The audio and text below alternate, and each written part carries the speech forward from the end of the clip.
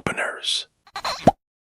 We do have this crazy clip that came out of the Tucker Carlson podcast, which is basically that there was $21 trillion of money that was unmonitored, that the claims that $21 trillion was actually spent to build underground infrastructure for the elites because they feared a near extinction event.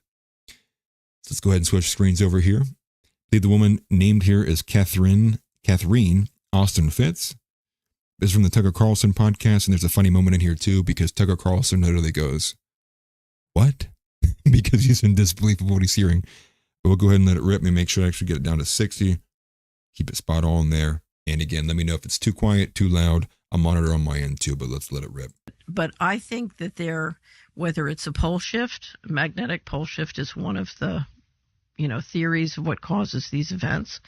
But there is a history of near extinction events. And one of the things that I've looked at, because I'm trying to figure out, between fiscal 1998 and fiscal 2015, there were 21 trillion of undocumentable adjustments in the U.S. government. If you go to our website, missingmoney.solera.com, we have years and years of documentation, including the government financials that show this.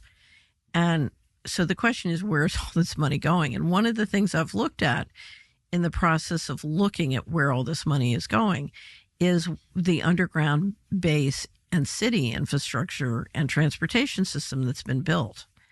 And I'm sorry? Yes. So we have built an extraordinary number of underground bases and supposedly transportation systems. Some of these are some of these are documented as part of the national security infrastructure.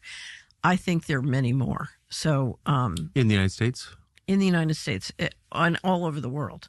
But from 2021 to 2023, I took one of the smartest subscribers in the Solera Report network, and he and I spent 2 years collecting all the data and all the allegations on underground bases. And then we systematically went through and tried to estimate our guess. This is totally a guess of how many underground bases, both underground in the United States, but also underground under the ocean around the United States. And our estimate was 170 with a transportation network connecting them. And what would be the purpose? The purpose... 170. 170. I mean, that's basically enough for a little over 3 of those per state, which is, insane. Absolutely insane.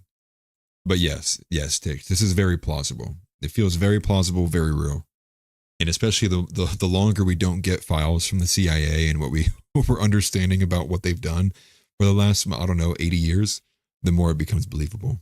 But here's the rest. If you thought you were going to get a near extinction event, so to me, there are 2 purposes. You have so many activities going on that you need to keep secret, that you're basically building the capacity to, for example, if you're doing a secret space program, you need to platform it from, things that can't be seen. But I think if you're worried about a near extinction event, that's... So I know nothing about this other than my only window into it. I knew a contractor who worked on one in Washington, in the city of Washington, D.C. Right. And I remember him telling me about a power box, like a transformer box on Constitution Avenue that he told me, because he worked on it personally, was actually the exit, the egress from the White House. That was kind of by vehicle. I thought that was, I was like, really? He goes, oh, yeah, no, I installed it. I know. And I thought, well, that's kind of crazy that in the middle of this big city where I live, I was on Constitution Avenue every day, that you could build something like that without me knowing it. Under the VP's house at the Naval Observatory, same thing. I think most people know that. Next to my brother's house on Macomb Street in D.C. But that's, I always thought that was like preparation for nuclear war. Like, I didn't really think about it that much. Some of it is, yeah. It's preparation for catastrophe. So, but you think that there are facilities like that in other places outside DC? Oh, yeah.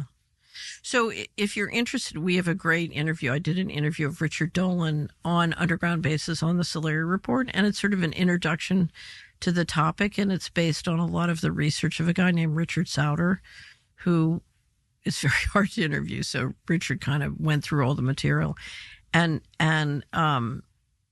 clearly it's. I don't know if you ever saw Washington Post did a project. It was in 2010 or 12 called Top Secret America. And one of the reporters, it was a team of 2 reporters, one of them put together a database of all the different top secret installations that had been built in the country, including since the Patriot Act. And what you saw was just this explosion of money in building so many both underground and above ground facilities. That's wild. That's wild to think that we have, if that number is accurate, right? 21 trillion, and you're getting close to, what's our national debt at, right? Like 36 trillion, something like that. And you basically think like more than half of our national debt is invested into underground bunkers that literally nobody knows of, unless like what he mentioned was like a actual guy who worked on one, like with a power box there in DC. That's crazy to me. Also, what is up, Whirl? Glad to see you in here. Everybody wish Whirl a merry vacation. He has to leave early tomorrow morning. It's part of the reason he's not here tonight. But that story is something else. And that caught my attention. That blew me away.